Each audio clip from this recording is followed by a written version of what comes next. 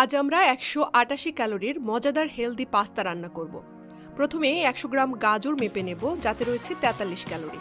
এরপর 100 গ্রাম পেঁপে 42 ক্যালোরি, 100 গ্রাম মিষ্টি কুমড়ো 31 ক্যালোরি, আর 100 গ্রাম শিমে রয়েছে 48 ক্যালোরি।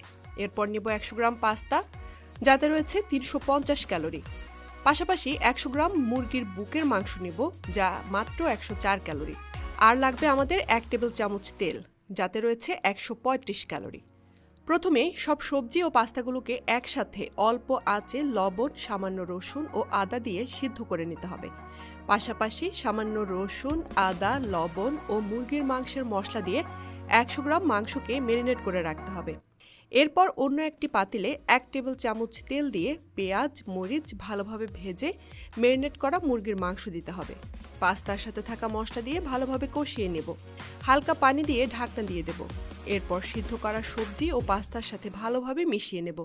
এখানে লক্ষণীয় বিষয়, আমরা পাস্তা এবং সবজির পানি ফেলবো না এর নিউট্রিশন ভ্যালু বাড়ানোর জন্য, তাই পানিটা পরিমাণ মতো দিতে হবে। তৈরি হয়ে গেল আমাদের 753 ক্যালোরির পাস্তা। এখানে 4 ভাগের 1 ভাগ নিয়েছি, যা 188 ক্যালোরি। এভাবে হেলদি ওয়েতে রান্না করে ডায়েট কন্ট্রোল করার সময় বিকেলবেলা পাস্তার স্বাদ নিতে পারেন আপনিও।